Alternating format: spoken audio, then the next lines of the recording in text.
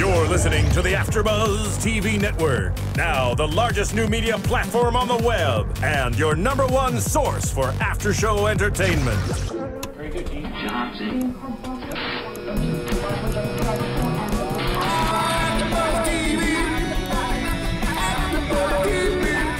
From the AFTERBUZZ Studios in Los Angeles, California, presented by Maria Menounos and streaming live thanks to Akamai Technologies, this is AFTERBUZZ TV's Graceland After Show. We'll break down tonight's episode and get you all the latest news and gossip. And now, another post-game wrap-up show for your favorite TV show. It's AFTERBUZZ TV's Graceland After Show. Wait for it. Guys, you know what that sound means. It means we're back with AFTERBUZZ TV for the Graceland After Show. This is Season 2, Episode 5, H-A-P-P-Y, in honor of Shirley Temple, and in honor of the Tinkerbell, you know, being a little happy at the end there. Guys, I am your host, Stephen Lemieux, S-T-P-H-E-N-L-E-M-I-E-U-X on Twitter, and I am joined here by a very special guest. You may know her as Danielle from True Blood, or doing the voice of Echo from Killzone. She is now Lucia on Graceland, the crazy, or the sister of the crazy brother, but we don't know if she's crazy yet. We have Jamie Gray Hyder in studio with us today. Thank you so much for joining us today, Jamie. Thank you for having me. We're so excited, and we're going to totally break down this episode. Sadly, Stephanie Georgie cannot be here tonight. She had another standing matter she had to attend to, but she will be back next week, and she's going to kick herself because she's like going to watch this episode and be like, dude, no! And I know it, and she's going to be so excited. I'm going to get text as soon as she watches this episode. But we're going to break it down. So the first thing we're going to talk about tonight, you know, I got to get it out of the way because it is absolutely insane. And if you didn't catch it, we did have Eric Valdez in here last week for an interview. He talks a lot about this episode, not specifically, but teases a lot that happened in this episode, saying it was going to get crazy. It got crazy. His character is crazy, and check out our interview with him. But in honor of Eric Valdez, let's go ahead and talk about Carlito first and everything that goes down with Carlito and Johnny this episode, because wow. It's really intense. Do you get to be on set when they're filming any of these scenes sometimes? We do a lot of the stuff back to back, so I'll be coming and going while they're working on their stuff. And you know, certain scenes, we're all very respectful and give them their privacy for things that maybe are a little bit more difficult to get into for them. They don't want, you know, especially the content this episode, it was really important that no one was making a joke out of it or anything, because everybody needed to feel comfortable and respectful of one another. But there are definitely times when things get super intense that I'll come in the middle of it, and both of them are just, you can tell, so worn out, and you know, I can't help but make a few jokes sometimes. In our interview, Eric said that he likes to do it right 3 times and then just kind of try something new.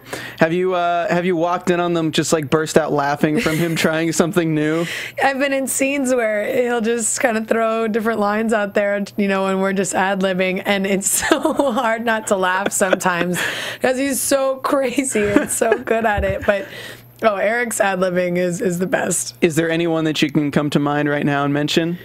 I think as the season goes, I don't want to give anything away, but there are just a few things that he says that are almost cute the way he says them, and because he's so psycho, it's just even funnier. But he'll just make some cute little comment to Johnny about something, and you just think about him being so psychotic, and it's hysterical. Well, we see that on this scene right now, because we open up with a scene in Carlito's house, and Johnny's like, here's things breaking. He pulls out his gun because he thinks he's going to have to go all agent on us right now, and he goes into the house and he sees just Carlito playing baseball while you're just literally pissed off at him, yelling at him, super angry at him. I didn't quite catch why you were angry at him. I don't know, did they explain that or no? Yeah, you know, she's just kind of screaming at him that he's a spoiled brat and that he ruined her life and she wished she was never born, you know. So normal things for a sister. She's been picking up after him her whole life. And I think she's just getting to a point where she's really sick of it, and as you can see. It shows that we can't really, she doesn't trust him. No, and, you know, he does so many things to ruin her life. In this case, you know, she's talking about losing another boyfriend because he acts like a jerk. But, yeah, she gets pretty pissed off.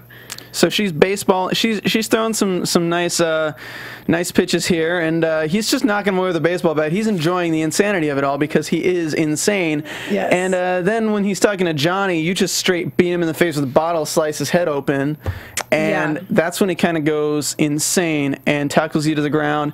You looked a little too comfortable there being choked, though. It was one of those things where she's like, I dare you. Like, okay. I dare you. Like, our dad would kill him. Literally kill him, you know? Like, it's one of those things where she's like, really, are you going to do this? Are you going to do this? And she's almost taunting him. I mean, crazy can't fall too far from the tree, I don't think. So it's more of like, she's not, I mean, she's scared, but it's showing strength in the face of fear to him, basically. I think she understands what's possible, but at the same time, you know, she's just, she's kind of daring him. I think she's so over it at that time that she's just, like, go for it. Like, what does she care? Damn. So while he's choking her, Johnny's like, dude, come on. She's going to die. She's going to die. And he just socks him in the face. Like, and Johnny doesn't look like a weak dude. He looks like he could probably deliver a pretty mean right hook. Yeah. Right to his face. And you're just like, you shouldn't have done that. I'm like, oh, you better get out of here, boy. And so Carlitos on the ground sends Johnny out of there. And the next time we see Johnny, oh man, so we get, this was a big scene right here. This was when Carlito's playing some Scarface crap, just being alone in the dark in his chair, brooding, and just smoking a cigarette. Very cinematically accurate scene, very good, well shot, and I really enjoyed it. And so he's sitting in the dark. No effort has been made to clean up this broken glass at all. No. Johnny, at this point, is walking in assuming his cover has been broken. He thinks that Carlito's either going to pull a gun on him in sight and just shoot him or just send him out. Yeah. So you never know what's going to happen. And Carlito's just, God, it's like hard to recap how insane he is and how just like his mind works. Or he's just like, you need to admit you liked hitting me, right? And it just plays on this whole like thing of he likes to put Johnny in that submissive role, and having Johnny admit it is another way of I have power over you. You have to admit this. So Johnny's like, yeah, I kind of liked hitting him. And he's like, well, I'm always going to be truthful with you, Carlito. Aww. You know, these relationships don't work unless they're truthful with each other. You got to communicate. You really need communication. And we don't need Lucia's couples therapy on this, but, you know, yeah. You know. So he admits like, and then Carlito delivers the line. He says, look, telling the truth and being terrified are not the same things. And I think that's kind of sums up a lot of his dealings with all these other characters and all the people he works with. And it kind of shows you why he didn't think twice about shooting his bodyguard in the first or second episode, because nobody trusts him. He doesn't view anyone as a friend because he can't. They're all terrified of him as opposed to being respecting of him. Yeah. He has no respect. He ain't got no RSPCT. No. Find out what it means to Carlito. It means threatening everyone's lives. Oh my God. It was insane. And, okay, so he tells this story about kind of giving a more backstory to why he is the way he is and why Lucia is the way she is. And I keep wanting to say Lucia, but it's Lucia, correct? Lucia. Lucia, okay. I'm putting the emphasis on the wrong part there. So he says, every night before bed, my father would make us kiss his fist, the same fist he'd hit us with. You know, some tough love right there. But, like, I mean... You can tell where it comes from for sure. You know, I think the fact that Lucia is striving so much to have a normal life in the face of all this madness is actually pretty crazy itself. Yeah, when he tells that story, you really get a glimpse into the sort of lifestyle that they grew up in. And it sort of seems like it was a life or death situation every day, as far as tiptoeing around and making sure that you weren't angering anybody, because, you know, that could end very badly.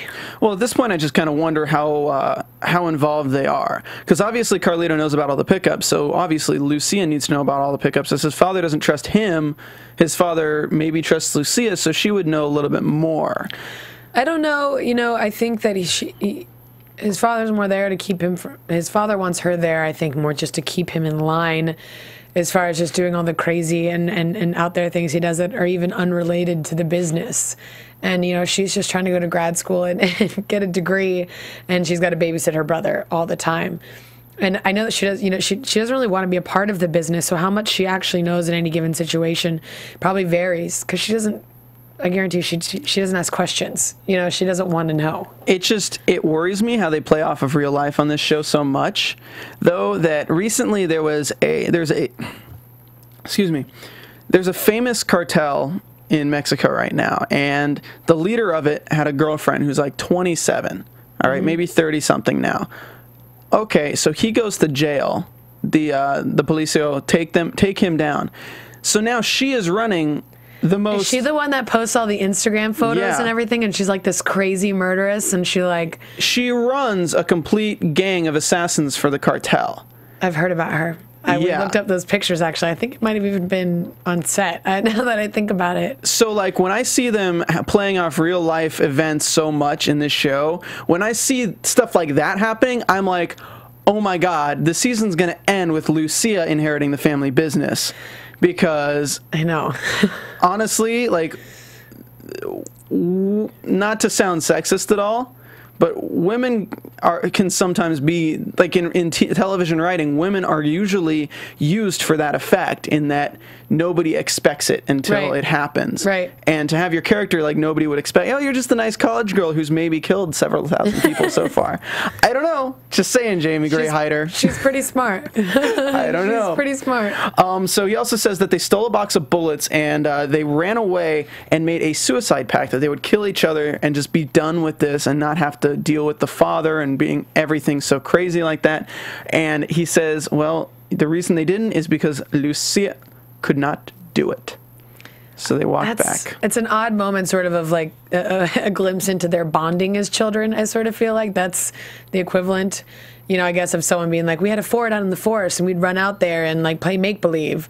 Well, Carlito and Lucia are running out in a field with bullets that they have access to because they're going to just shoot each other. And the fact that that was sort of the logic in their family about how you dealt with things, and that really speaks a lot to how they grew up. Well, I find what's interesting is how he tells this story with fondness as opposed to with regret or with like a fear. He tells it like this is the first time in his life somebody has trusted him or respected him and would not do something harmful to him. Yeah, it reminds you there's still love. It's still a family. As twisted and as weird as it is, Blood is thicker than bullets. In that situation, I guess so. So let's see here. They walk back. He later realized why she couldn't do it, and he says she could never hurt him. And the only reason, and he says the only reason she's here now is because his father doesn't trust him. Nobody trusts him because I'm not pretty on the inside like you, but I deserve trust. I deserve loyalty, and I deserve a chance to prove myself. I'm gonna run this family. This really just shows so much ambition that we didn't really know he had before, because he is a rich kid, he's running some of it. Yeah. We don't know what his goals are. Now we know that he's after his father's job, and his father, with good reason, does not trust him if he's after his father's job, because that means that we're going to see kind of power plays being played within the family, in that he might use Johnny to kill his father or something like that, because we gotta see. I feel like Mike is just verging onto the edge of this huge war that's about to, civil war per se, in this family that's about to break out. And you just got to figure out, like, okay, well, we start the season with Johnny, like, not being able to do his undercover work, not really doing, like, getting his chance. And then we see him kind of being down and out about this. And this is really his chance, and he's being thrown into something so gigantic. He's so deep. He's like, it's like he's taking on, like, high-quality Briggs mission level as his first undercover op, really. And even if it wasn't an undercover op, imagine this was just someone's life and they were trying to become part of a cartel and this happened. That's too much for a human to handle on its own. And then you add the fact that this is all part of an undercover op, and you're just like, how is he going to handle all this? He's got a love triangle with Lucia and Carlito. Lucia's the one who's watching Carlito. Carlito wants to kill Lucia's father. Lucia probably doesn't want her father to die, so then he's caught in this war that we're probably going to see later. This is all speculation at this point, people. But you got to know. You got to look at this writing and how clever these writers are and how everything does tie into each other. You kind of have to realize where things are going, and that's kind of where I see it going. So he gets really close to his face, much closer than we are now. Yes. And says, "Of course you do. Now I'm gonna go to sleep now. I'll see you later, bud. I'll see you later." Just like so intense. Yeah. Like just they're gonna kiss this episode, but like they're just so close that you're like, is he gonna do it now? Is it gonna be like that? It's so much tension. And you couldn't even cut it with a knife. God. All right, so the next time we see them is right after that, when Johnny's like talking to Mike and Charlie and Briggs, and he's like, so Carlito has feelings for Johnny. By the way, this is taking a turn. So Carlito's kind of gay. I mean, he's a gay man. Yep. And Mike's like, okay, well, let's use this. I want you to get him leveraging his emotions for you to pick up this shipment tomorrow, and he wants Johnny to get him to do it, leveraging the relationships, which kind of, we haven't talked about it yet in this after show, but it's kind of juxtaposing Mike and Foster's relationship with Paige, using them to leverage what she wants. But before we get into that, I do want to bring up one of our sponsors, and we'll be right back after a real short break. Tomorrow on USA Network. I love my wife. Is love enough to keep a relationship going? What does love really mean? Am I meant to be with one person forever? This summer's most provocative new series. What if having it all isn't enough? Just want to feel alive again. I want to feel I want to appreciated. experience more. What else is out there? Why can't I tell him what Is I there want? something more? What does love really Am I the only mean? one who feels like this? Am I satisfied? Satisfaction, a postmodern love story. Premieres tomorrow at 10, 9 Central on USA Network. Yes, and as we all know, Graceland is a USA show, so you should definitely go check out that show because it does come here tomorrow night. I'm kind of interested. I'm also interested in Rush. Rush seems like a pretty interesting show with... Yeah. I mean, Rush, they could have tied in Rush with Graceland when Carlito shot his bodyguard because they didn't want to call a cop. Who do they call? They call Rush. So, you know... True. You know, all these USA shows could be in the same world. I think true. next we should get Mike Weston from Burn Notice in Graceland next season. I think I'm going to call up Jeff Eastin, like, just dial a cell and make that happen. Tell him. You know, we'll get the guys from Suits to defend us, and it'll just... There you go. And really all I want is Bruce Campbell in studios. No offense, Jay. I mean, he's freaking like, I got my boomstick, yo. Anyway, So we're talking about it's juxtaposing Mike and Foster, you know, because Paige is pimping Mike out to get what she wants. Anyway, the next time we see them is Carlito and Johnny at the club, and this is kind of the third time we've been to this club. It looks like it's the same place. It's the same place they always meet up.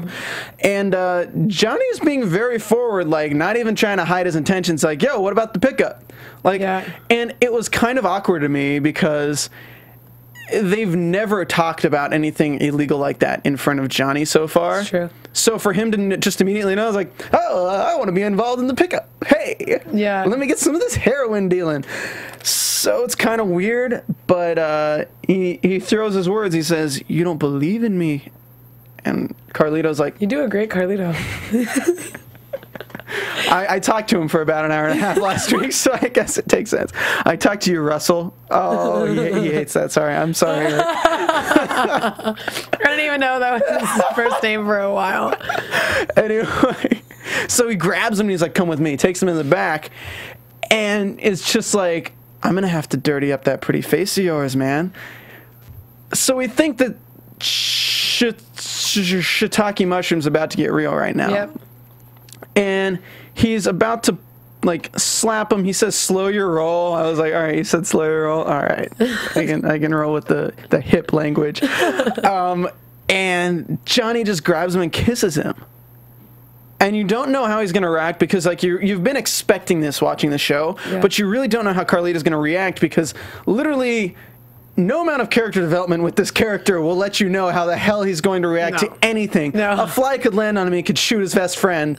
Or, like, I mean, maybe you could make him pancakes and he'll put your head in a deep fryer. Like, you don't know. No, he's really don't. Literally, I talked to him, I compared him to Tuco from Breaking Bad when we were having him in. Because it's literally, he'll beat a guy's face in for no reason. I mean, if you haven't seen Breaking Bad at this point, that's not really a spoiler, but come on, what are you doing? Go watch it. So he's like, he pulls a gun. Johnny's like, and I'm not afraid of you, blah, blah, blah. It's like he pistol whips him right across the forehead, right across the temple. And he's like, you want me to be honest with you? You be honest with you. Which, so powerful. Powerful stuff. You know how to speak to them. Speak to him, sorry. He says he's not afraid of him. And then Carlito just grabs Johnny and starts making out with him. I think he knows it takes ballsy moves to win him over. I guess so. He likes them submissive, but it's like having that pet, and that pet does that one thing that, like, throws you off, but you love him more for it. Yeah. And that's a really weird way of putting it. But he's sort of like becoming his pet, it seems like. I mean, it's kind of his bitch. No offense to you, Johnny, but Manny, you're playing this role really great, though. I really do appreciate your acting and prowess for this role. So they start making me out, and then Johnny's like, now you're going to give me what I want? Careful with your words here, buddy. I mean, you just made out with a dude, and you're alone. He's really going for it. Yeah, he's really going for it. I mean, if he said that while doing what Lucia does to him, I think this scene would have gone a different direction. I think so too. But he says no. I mean, can I be put on the pickup? And Carly's like, oh, yeah, just you and me. Just me and you. Romantic first date. Picking up drugs. Barrels of fun. Sorry, total pun. And as Johnny's walking out, Carlito goes to get the car, and freaking Lucia's out there, and he's like, yo, can I bum one of those? Hey, baby. He calls her that. He's like, yeah, baby, I ain't gay. What you talking about? I ain't gay. And she thanks him for punching him, and she's like, I honestly didn't think you were gay. Just saying. And he's like, no, I'm not gay. And he's being very, and this is just one of those things where Johnny's being dumb and letting his dick think, because technically he's undercover. Like, he's undercover, and if Carlito's gay and he's playing Carlito as a gay man, like playing him, everyone should think that Johnny's gay, because otherwise his cover can be blown. Yeah. And Johnny's not that smart because he works with his dick. I mean, you're seeing Johnny coming out there, you know, the real agent, not Johnny's mind works like this. I got the case. I got the case. I got the beautiful woman. Hey, baby. I ain't gay. Nah, I ain't nothing. Yeah, we talked in the back room. I mean, you do talk with your lips, but I don't know about no kissing no man. And she's like, yeah, it's no secret that Carlito's gay. It's like the unspoken secret.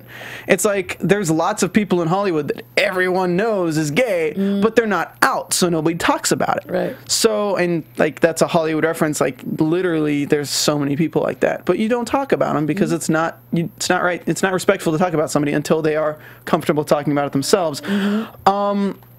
Dun dun dun dun dun dun. So he's like, trust me, I'm not gay. And she's like, crotch. That was hot, though. Yeah, she had to figure it out for herself. You know, I think Lucia's the kind of person where she sees something she wants and she goes for it. I mean, that's a lie detector. They do check it by your pulse. You know? I mean, that was hot. I mean, no question about it. And then you just give him like the lightest, kiss, like just a tease, like such a tease. And it's funny that like our first intro to your character in this episode was you complaining about Carlito stealing all your boyfriends, and now you're flirting with Johnny and you're stealing his boyfriend. I'm surprised she wasn't like, are you wearing my brother's cologne? You know? At least she didn't say like, oh, your lips taste like Carlito's. This ain't Game of Thrones, though. This ain't Game of Thrones. That's true. Oh man, but okay, this is totally inappropriate. How many takes did that scene take? We did a good number of takes, but we all just are laughing through it. And it was so windy that day. We're trying to light, the black and mild and trying to do all this other stuff. And that was just one of the many things we had to accomplish in the scene. And by this point, Manny and I have become close and really enjoy working with each other. And they had just done that really intense scene between he and Carlito. So, we try and keep it a little bit lighthearted when we're doing it. But it definitely, it's funny. There's no faking that, really. You just kind of got to do it. And if you don't trust in the people you work with, then it can come off awkward. But it kind of told Manny, I was like, hey, so I'm just going to go for it. All right? Just letting you know. He just kissed Eric, so I don't think he's worried about. I think on his part, he's just like, all right, this scene's cool. I can just imagine him though, like right when you do that, he'd be like, I guess maybe I am gay. I can just imagine the times like outtakes for that scene. Yeah, it's really funny. We've ended up already in the most ridiculous circumstances on the show, I feel like. Well, I feel like we'll see more this season, of course, with you and Johnny having a little bit crazy scenes. All right, so we also know that Charlie and Briggs are watching in the car, and they basically, this is when we find out that Mike and Foster and everyone with the team is outside waiting at the bus thing, like, nobody move until Carlito's in the building. So we're going to stop this storyline there and go into another storyline, because this is, like, at the point where everything starts to intersect. So let's go into some Paige and Mike. Kind of steamy this episode. A little bit really steamy. Yeah, they do get real steamy, and it's interesting, Paige isn't really shaken by Jessica being there. I don't think she should be, though. She's just, she isn't. Because she's like, because originally Paige was like, this isn't more than just that. And now this is the season where Mike's developing feelings for her, but it doesn't necessarily mean that Paige is developing feelings for him. So we honestly don't know if Paige is actually just leveraging Mike for what she needs before even this scene where it's fairly obvious. So they're talking about, like, the case. They're working on the missing girls case, and they kind of do some reminiscing where he's like, you got S-M-I-L-E to be H-A-P-P-Y. I forgot how the song goes. I don't know. Singing Shirley Temple, and he says, oh, the first time I saw you was when you were singing karaoke. And then they kiss. And she asks, will you go back to D.C.? Mike's like, I don't know, babe. Sometimes it's not right for me. I mean, it's just kind of like a cute and romantic scene. And then the next scene we see, Foster's in Graceland. Awesome. How did the writers add drama? Let's bring his side bitch into the equation. Yeah. Which I guess technically Paige is his side girl right now. Yeah, but when it's your girl and your boss, it's like... Yeah. I don't know how you work. And I was saying this the entire episode. I was like, women know. Like, they know. If you walk into a room and there's two women who you've slept with there, and you're talking to one, the other one walks up, she knows if you've slept with her or not. Don't even try to pass it off. So, Mike, that was your first mistake at this point, trying to not be open with it. But anyway, so awkward. Mike's making a mean frittata. And I guess he only makes frittatas for people he sleeps with. But anyway, she came to celebrate the hands up on the contraband. Really, that's really what it is. So basically she said she's shutting down the buses in a week. They got a week to pull in whatever contraband they can, and then it's over. And then we get Johnny walking up to Mike and be like, yo, can I talk to you? And again, Mike blows him off. For the second time this season, every time Johnny wants to talk to Mike, he doesn't get any respect. And this is kind of it's interesting to see the comparison between Johnny's character and Carlito's character, because they're on opposite sides of the law, but at the same time, Johnny really doesn't get any respect at Graceland, and Johnny really doesn't have anyone who trusts him at Graceland anymore. So the fact that Johnny is dealing with that and Carlito's dealing with that on his end, it's just kind of an interesting mix of the two characters to be together in that kind of relationship. People trying to prove themselves. Yeah, so we have one guy trying to prove themselves by taking down the law, and one guy, or taking down the criminal, and the criminal taking down his father. So they're both, I guess, taking down a criminal. Anyway, so he tells that he says that his cover might have been busted, and that's before we get to the scene in the darkness. So Mike tells Paige he's pulling the team. Paige knows he's screwing Foster immediately. And Paige decides to pimp out Mike to get the team back. And then Mike goes over to Foster's place, and she's like, look, you'll get to... She basically tells Mike, like, look, you'll get the credit. You'll have shut down that corridor. We don't know how many buses, though, and we don't know how many different corridors they're using. And then the clothes are off, and then Mike just can't get it up. And she's like, why can't you get it up? And he's just like, I mean... And then she knows. She's like, it's Paige. Basically, the attempt did not work. Because after she agreed to give more resources, Mike didn't give her the resources, so she ain't going to give him the resources. Nope.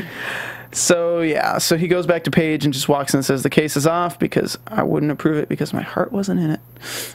Aww. It's getting real lovey-dovey.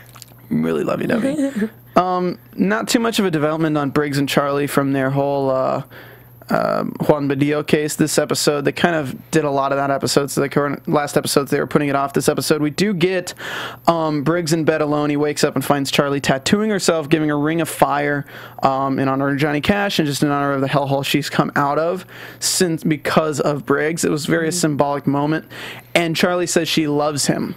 Yeah. Damn. Yeah, it's getting serious. Briggs is probably like, escape. No, Briggs is probably feeling. Well. He's probably feeling really guilty right now, though. Like, he straight up lied to her about how. Why can't I remember? Kelly Badillo took it. And when she finds out that's going to come out at the same time as the tape comes out, and then Kelly's going to be putting money in. Right now, Kelly's putting money into a private eye to find out who killed Juan, which that's, again, speculation, but that's what I feel is going to be coming back in the end, because there's no other way this tape is going to be found unless it piques the interest of somebody looking for it. And a private eye would be the person to find that. And plus, she's got an extra $60,000 after she thought she was going to be getting. She can throw into anything she wants. It's true. Just saying. You're not giving anything away. No. Please. Nope. Actually, I don't want to know. I really enjoed the show, so I don't know. Really sometimes people really push for information, and I'm like, do you really want me to spoil it for you? It's like Game of Thrones. It's like, can you tell? Don't tell me. Yeah. Wait, does he die? Don't tell me. Oh, my God. Okay, so moving on to Jake's. My God, this is like this is where everything intersects, is with Jake's, because Jake's works with Paige. Jake's has this whole thing with his own family, and then everything just goes to hell in a handbasket at the end of the episode. And again, when I talked to Eric, sorry I keep bringing up Eric, I talked to Eric about how this show is a roller coaster where it's just for 5 or 6 episodes, and then it just goes like that. And I feel like this was literally the tipping point where it's up and Paige is taken, and it's all going to be down from here. It's going to be crazy. Yeah. It definitely does not slow down. It definitely does not slow down. Till episode 13, no slowing down. I don't think so. The tension's pretty high. I mean, you probably die in episode 11, so you probably don't even know. I'm just kidding. We'll see. I mean, that's messed up. Sorry. She'll finally go in on the suicide pact. I mean, that'd be interesting. I mean, they really did foreshadow that, though. They really foreshadowed Lucia killing Carlito just from having that line where he says Lucia couldn't do it. And when Lucia can't pull the trigger as kids, it's going to show her. It's going to show the change in her character over time and what this season does to her when she does pull that trigger to kill Carlito to save Johnny. And then she's going to be arrested, and Johnny's not going to be able to see her. It's going to be like, I don't remember you've got it all figured out, huh? I think I do, but again, I'm totally wrong. I know I'm wrong, but it's so fun to have epiphanies that are wrong. So I don't know. Maybe I love hearing everyone's speculation about which way things are going to go, whether they're right or wrong. It's just interesting that it's great that people are so invested that they care enough to really think about it. Do you know what happens in the finale yet, or no? No. No. I don't. You don't? No. Have you filmed it yet? Nope. Oh. We're shooting the last 2. It's a 2-part finale that we're shooting simultaneously. Oh, it wasn't last week? Yeah, last season was 2-part finale too, wasn't it? So we're about to start shooting that in the next couple weeks. So you're about to fly back to Florida soon? Yep. Oh man, get some sun. It's gonna be so hot. I can't. All summer I'm not allowed to get a tan. I know, but you're filming the finale. Once you're done with the finale, it's like, hey, yep. I'm in Miami, bitch. Yep. All right. So we start with Jake's. Jake's finds the hooker that he slept with. Did we ever find out her name? I don't know if they say it if they've said it yet. It's Ramona. It's Ramona? Yeah. Because literally my notes say hooker. Like every single time I bring her up, I'm saying hooker. I'm not sure if they've said it yet or not. And who's the actress who plays her? I feel like I've seen her in something before. Lindsay Hahn, I believe is her name. Lindsay Hahn. Okay. I'll look that up real quick. But yeah, so we see Jake's finding her. There we go. Haun. We see Jake's finding her, and he's like, yo, what's up? Let's go get some breakfast. And she's like, I'm not going to have sex with you. I mean, not really in that tone. But, she's just kind of like wondering, why the hell is this guy finding me? She was in Shrooms. That's where I know her from. Awesome. She was also in True Blood. She was a fairy. She was a fairy in True Blood. Yeah. My God. So there's also some characters coming later in the season that are True Blood alum as well. Jeff Eastin, are you going to steal some Alexander Skarsgård? Because we'd love him on this. We'd love him on this after show too. Just saying. Anyway, side note. So he's like, yeah, let's get you a shower. Come to my place. I'll take you to my place. Whatever. The first thing she does is just kind of snoop around, find the torn up room, and he says, I kind of had a bad day. And she's like, kind of had a bad day too. Mm-hmm. I mean, and what's leading me to this point is that she's not really a hooker. And it's kind of interesting to think of it that way when you think of it as she's going through some stuff, And the only reason she was out on the road that night was because she just wanted to make some bad decisions. Like, she just needed to make some bad decisions so she could... It's just like people who cut themselves to feel the pain emotionally.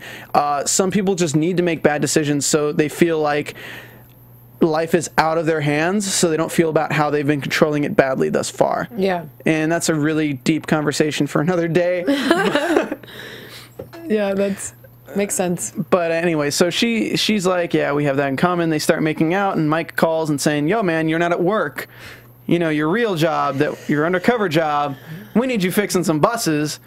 And she jumps in the shower. She's like, oh, he's about to head out. I'm going to go take a shower quick. Yeah. And he leaves her there. It's very trusting. Would you leave a male hooker at your apartment if you allegedly got one?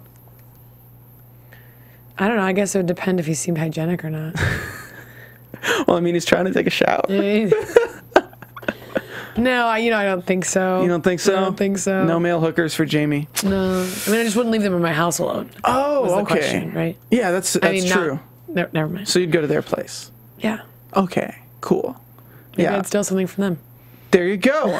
They're like little souvenirs. This went downhill very fast.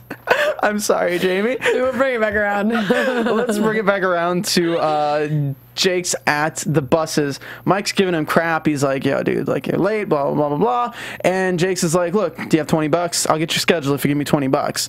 And Briggs is like, I vote we get the schedule. Mike's like, damn it, Briggs. And Briggs is like, the crown's pretty heavy there, huh, Mike? It's like, stop acting like a king. Stop acting like you know everything.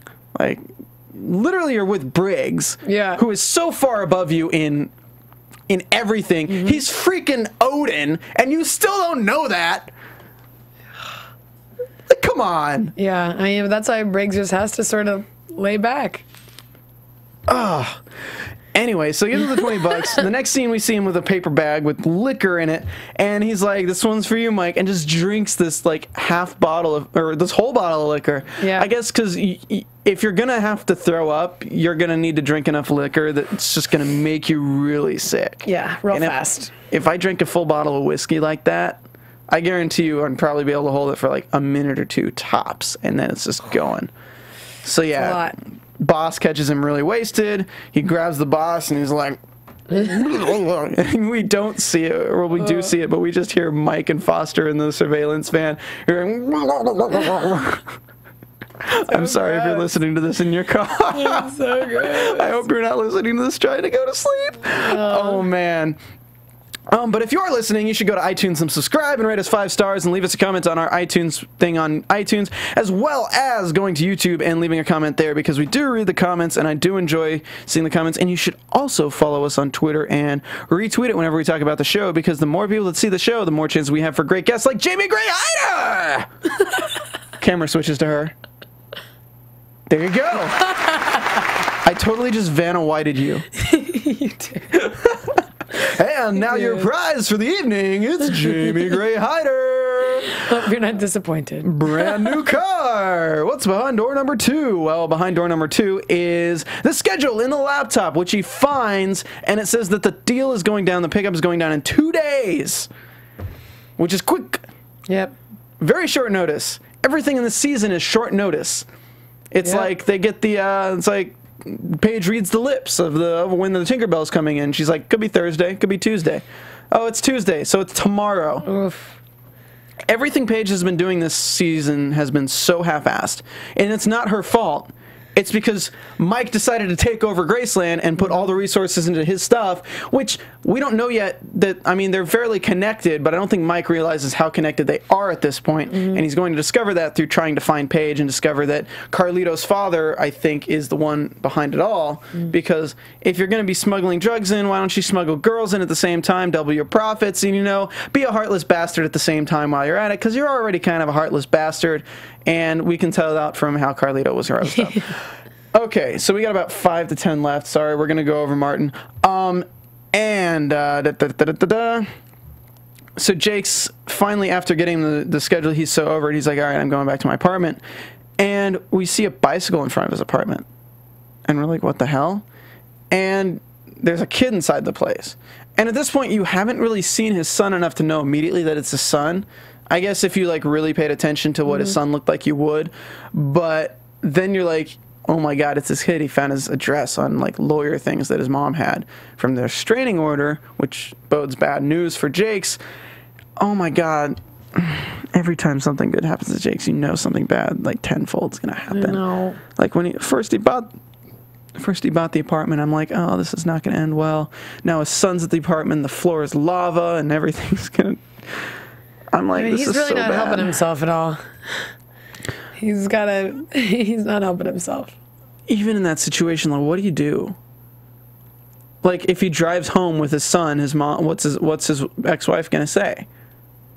She's gonna say, "Oh, you stole him," or "Oh." I mean, the right thing probably is just to drive the boy immediately back and say. I mean, the right thing is to call the house, cops. you know, The right thing would have been for him to call the police and say, "Hey, my son is violating our restraining order. He's at my apartment." Because he is a cop, they'd probably believe him a little bit easier. But damn, Jake's, this sucks. I'm gonna wants to be with his son. channel some Stephanie Georgie. Oh, Jake's, man, I feel for you, boo. Oh, they got you down with the quickness. Sorry, love you, Steffi. I wish you were here. So yeah, this is so sad. So it's his kid. She says to just do something with him. And again, guys, hookers are bad influences. Sorry. I mean, she was pretty nice to him. She was pretty nice, but like that was a bad decision. Like he was gonna like send him home, and she was the one who stopped him from doing that, and obviously gonna be the one who dooms Paige in the end. Like to what happens. So they take him to the carnival or whatever. They play bumper cars. He tries to talk to him about it while I left, but he was so occupied by the bumper cars. And then they drop him off with a bike, and before he goes, he gives him a big hug. And hooker, you said her name was Ramona. Ramona says it's 200 for the day. She's crying, and he gives her 80, and she says it's fine, he'll be fine, and she leaves. And this is probably not the last we see of Ramona. Probably not. Yeah, she seems too on the up and up. That does not sound how I wanted to say. Not in a bad way, but she's not really on the up and up. No, but I think people she's invested. I feel like. That's happening. Kind of what I meant. So then we get Paige entering Jake's room. Is like, hey man, need some help from Dale. We're gonna do a little Mike on Mike, which I didn't really get that. Like, did you understand that? Like when Mike used to kind of like, even if he didn't have express permission, kind of like go and do the things he needed to do for his ops, even if they weren't necessarily sanctioned. So we're basically pulling a Mike on Mike. Yeah. Okay, I didn't understand. I thought like Mike on Mike was like slang for like a certain operation, but I guess they're like pull a Mike on Mike. Okay, that makes so much more sense. And Candy Crush can wait. I like that. And if you want to invite to Candy Crush, go ahead. No, I'm just kidding. I do not play that game. So Paige and Dale, they go on the bus, and they find this girl named Anika on the bus, and I am just a passenger on way to Silmar. Or is it Silmar? Mm-hmm. Yeah, and Paige shows the badge, and she's obviously super uncomfortable, and she's like, she doesn't believe Paige about the sex thing. No, they're going to help me get my USA citizenship. She starts freaking out. It's like, the man in the cowboy hat will look for me. All right. So the bus stops. Finally, Paige walks to the bathroom because she's feeling sick. And at this point, you're like, this ain't good. Mm-hmm. And we have her talking to her in the bathroom. And meanwhile, Jake's is watching. Cops pull up to the truck. And they're like, is this your car? And it's like, yeah, it's my car. Meanwhile, Paige is dealing with the girl, like trying to get her to throw up all the balloons. And it's really quick cuts back and forth of all three of these storylines. So hard to write notes on this part because literally it's this. 3 seconds, this, 3 seconds, this, 3 seconds. So in this storyline, they take Jake's out of the car. He's being arrested for violating a restraining order. He tries to run, and they tase him. Jake, stop trying to run, you dumbass. And they tase him and throw him in the back of the cop car, and they leave. And meanwhile, the truck is empty with the audio from Paige going on, with Paige is dealing with the balloon popping. The girl starts freaking out and seizing because, of course, when you load your stomach with about probably 6 ounces of heroin, that's black tar heroin, it doesn't really do too well. No. I mean, you can't really take Pepto-Bismol on that. No, you're sort of doomed. Yeah, Imodium, maybe Imodium. Yeah. You know, Imodium, if you can cure an overdose of black tar heroin from swallowing a balloon and smuggling it into this country, you should definitely start getting on that, advertising-wise. It's true. It'd be good advertising. But don't try it. Don't try it, no. Let's not encourage people to try it. if you'd like to load a balloon full of black tar heroin and buy some Imodium. Anyway, so Paige is talking into the mic, assuming that Dale is hearing it, but he's not. And this is such a Juan Badillo Jingles moment. Yeah. When the car is sitting there, the radio is going, it's being recorded. Hopefully it's being recorded. Nobody knows if it's being recorded or if she's just talking to no one and nobody's going to know. Yeah. Oh, that's how an they even... gonna be able to find her, like, no one That's has even any more idea. terrifying. They just think probably that they don't even know. She took the backpack and left. They're going to find the girl, but they're not going to know what happened to Paige. If they find Dale, they'll know, though. If they find Dale, Dale will be able to tell them what they were doing and at least be able to put it together from there. But that is crazy. She decides to take the place of the Tinkerbell, and I pause it as soon as, like, I paused it, and I was like, she's going to take the place of the Tinkerbell. As soon as the girl's dead, I'm like, she's going to take the place of the Tinkerbell. Puts on the backpack, changes the clothes. Did she? No, she didn't change clothes. No. She was already kind of undercover.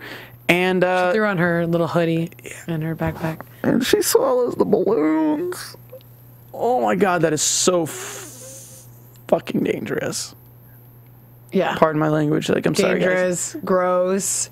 How do you choke those down so quickly? Now she just has to puke them all back up. I guess Paige doesn't have a gag I can't even. Oh my God, I should not have made that joke. I'm sorry. It was all you. It was all me. I mean, she's a trooper. She got her hand stabbed and just kind of breathed through it, and she goes through a lot. She's crazy, and you know she's just super like into her case. Like she wants to get it done. She cares about, and that's why she sent Mike to pimp Mike out. She's like, I don't think you realize how much I care about these girls. Yeah. Anyway, so the cowboy hat gets her. They throw her in a van, closes the door, and we get a scene where we see the body being left in the bathroom. Kind of sad. I mean, sorry, Anika. It's kind of a terrible way to go. And with this, we also see Mike and them. Carlito's in the car driving to the place, and Mike gives the signal to everyone that Carlito's about to get there, and he's about to drive in. And don't make a move till Carlito's in the building. Johnny's in the car with Carlito. He gets a cell phone call, and Carlito's like, "What? Really?" Turns the car around. Hey, there's no pickup. And Mike and all them move in to take the contraband, take all the barrels that are full of oil, and they explode before they get there. We see Mike realize on his face that there's a mole in whatever situation is. It's not Graceland technically because it could be just anyone who was there, and it shows all these people looking suspicious. And then we see him. They use the same technique where they had Mike kidnapped in the first episode, where you see the car, you see him walking, and then suddenly somebody passes by and he's gone. They did the same thing, showing that Mike has taken the boss of Jake's at this bus depot, and we're assuming that he's taking him to interrogate him off the record, a la Briggs style. Yeah. Oh my God. Yeah, he did something with him. He did something with him. It's not looking good. Oh man. And I wrote something in here. I want to find it real quick because I put a note in where Mike is really trying to be Briggs this season.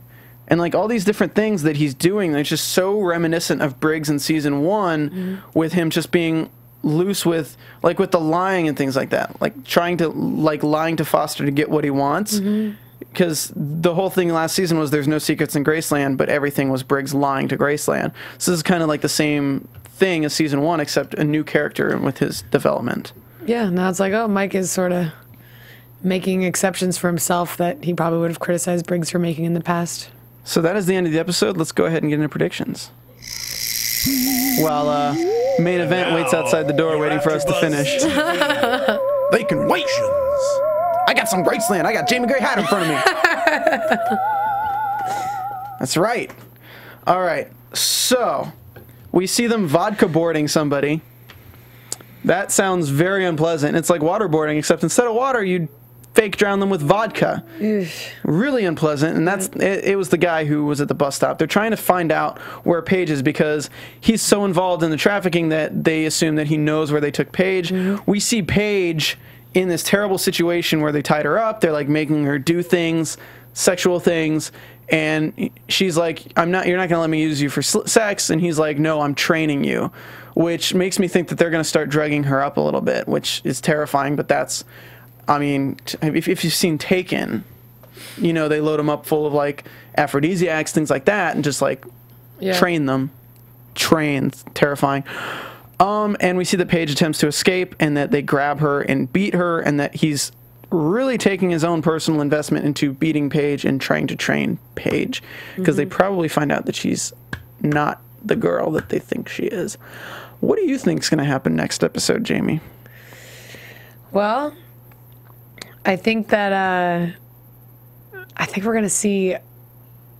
I mean, they have to number one figure out what happened with Paige and everything to begin with. And I think a lot of things just sort of were brought to light at the end of this episode. And now I feel like everything's just going to go kind of crazy and spiral into all these storylines are really going to start developing. And like you said, they're all going to start running together. So I think I think next week we're just going to see more of getting deeper into these cases, really. You know, you're really going to see things with the Solano family getting deeper, and you're going to see things with Paige obviously getting deeper. Everyone's cover, I feel like, is a lot more intense these last few episodes than in the past, where it's sort of like going in and out of these worlds that these undercover agents are a part of.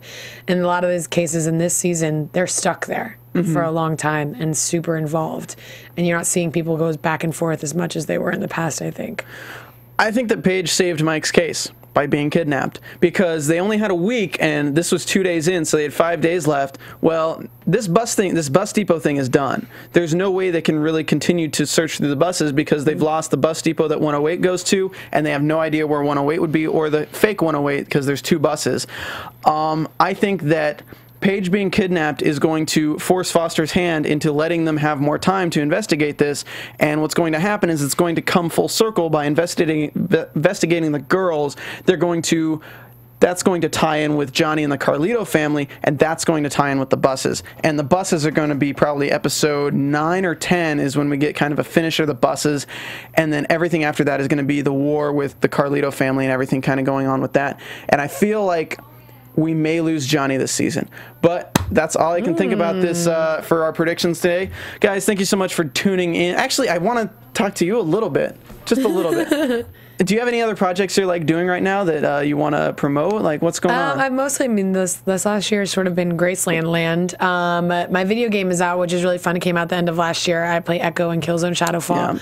And I've actually been playing the game a lot recently myself. I finally got my PS4 and everything hooked up. You gonna play the Destiny beta? I am. What? Destiny beta comes out tomorrow. I have to get Killzone down first. Okay. I beat Killzone the second day I had it. It was great. Okay. And I remember your voice, and I won't give the spoiler away for the end. But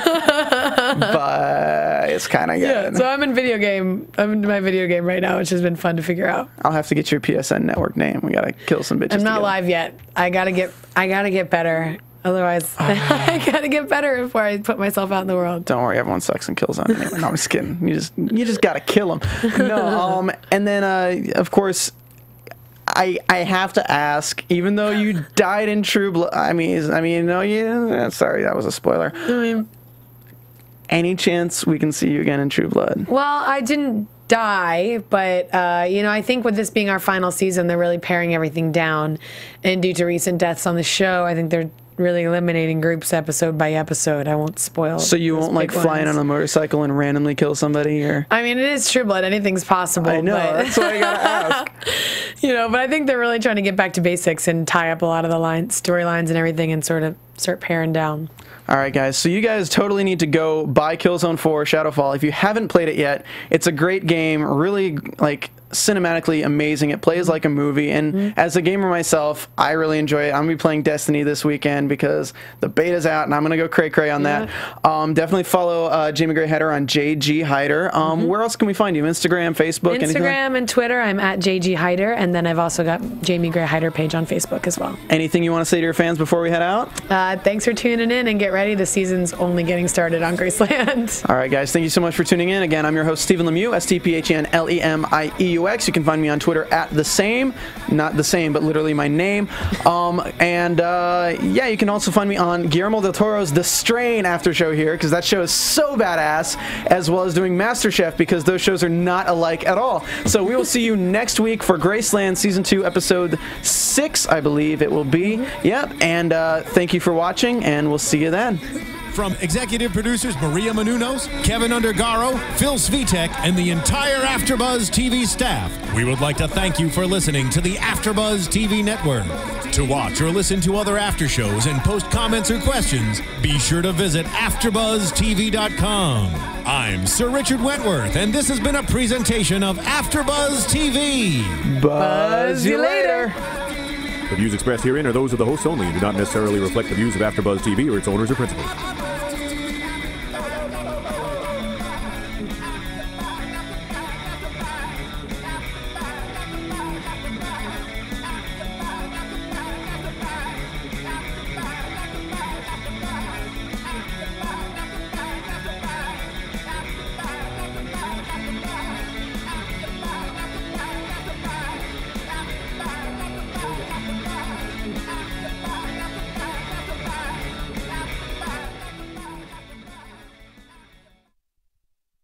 Thank you for watching AfterBuzz TV on YouTube. For more of your favorite after shows and interviews, subscribe to our channel here, and be sure to share your opinion on the episode in the comment section below here. We'd love to see what you guys are buzzing about. Thanks again. Buzz you later.